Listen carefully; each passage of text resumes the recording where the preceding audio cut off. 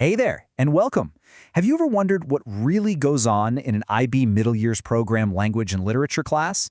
I can tell you it's so much more than just, reading a bunch of books. Today, we're going to trace a student's entire 5-year journey to see exactly how they transform into these really powerful, critical thinkers. So let's dive right in. You know, I think this quote from Boris Pasternak just hits the nail on the head. It perfectly captures the spirit of the MYP. See, it's not just about what's literally written on the page. It's about learning to see the whole world a little differently. To find that extraordinary spark in ordinary things, and then, and this is the key part, to express your own powerful ideas with real clarity and creativity. Okay, so here's our game plan. First, we'll look at the big idea, the why. Then we'll break down the 4 core skills. After that, we'll follow a student's 5-year journey, and finally, we'll see how all that growth is showcased. All right, Section 1, what is the big idea? So, before we get into all the nitty-gritty of the curriculum, we've got to start with the why, right? What's the big, driving idea behind this whole approach to language and literature? Well, it all comes back to this, the core mission of the IB. And let's be honest, the goal is pretty ambitious. To develop young people who are inquiring, knowledgeable, and caring, who actually help create a better, more peaceful world. And language and literature, that becomes the tool they use to get there. It's how they build that intercultural understanding, one text at a time. And this is super important. When the NYP says text, you gotta understand, they're not just talking about a book.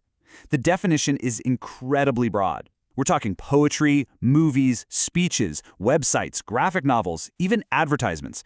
Basically, any form of communication that carries some kind of meaning. And what that really means is students are learning to analyze the world they actually live in right now. Okay, on to our next section, the 4 core skills. So if that big IB mission is the why, then these 4 skills, well, they're the how.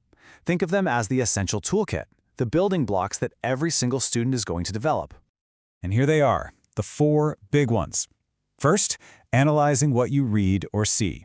Second, organizing all your thoughts coherently. Third, producing your own compelling work. And fourth, using language with real precision and style. That sounds pretty straightforward, right? But trust me, these 4 pillars are what support absolutely everything else a student learns. All right, this brings us to the real heart of it all. A student's 5-year journey, from novice to expert. This is where we see how a student actually grows over those 5 years. We're going to follow their transformation from a total novice into a really sophisticated communicator. It's a pretty amazing journey. So, you're probably asking, okay, but how do these skills actually develop over 5 whole years?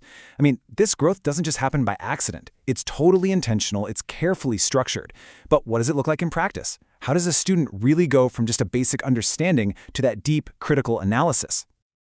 Okay, check this out. This is where it all clicks into place. Let's just focus on one skill for a second, analyzing. In year 1, the expectation is for a student to identify and comment on things. Pretty simple. But by year 3, that bumps up to identify and explain. See the difference? And then by year 5, they have to be able to truly analyze. That shift from comment to explain to analyze, that one-word change tells the entire story of their growth. So, to put it another way, the journey is really clear. It takes a student from just seeing the what, what's in the text, to explaining the how did the author create these effects, and finally, all the way to understanding the deeper why. Why does it matter? What's the purpose, the impact? It's a very deliberate climb, moving up to higher and higher levels of thinking. Okay, moving into our final section, showcasing student growth. So we've seen the big philosophy, and we've traced the journey. Now for the last piece of the puzzle. How do students actually show what they've learned? And I want you to think of assessment not as some scary test, but more like a chance for them to really showcase all their new skills. Because the goal here, it isn't just about getting a final grade, not at all. It's about evaluating the whole student, their ability to think critically, to organize their ideas, to create something thoughtfully, and to communicate effectively. It's about all the skills they've been practicing year after year. And look at how this evaluation is structured. It's perfectly balanced. Each of those 4 core skills we keep talking about, analyzing, organizing, producing texts, and using language, they each carry the exact same weight, 25% each. This means no single skill is more important than the others, and that's what ensures a really fair, holistic assessment. Now, for students who choose to take the final E assessment, the tasks they face are a direct reflection of all this training. I mean, they have to analyze texts they've never even seen before, write a creative piece like a short story, and produce a non-literary text like an article or a speech. It's about as real-world as it gets, a true application of everything they've learned.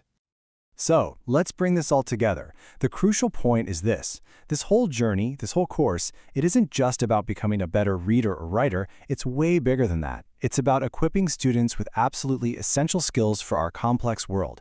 We're talking powerful communication, deep intercultural understanding, and yeah, the confidence to actually engage with the world on a global scale. And really, that leaves us with one final powerful question to think about. When you help raise a generation of young people who can think this deeply, who can communicate this clearly, and who can understand the world this broadly, just imagine, what kind of world could they create?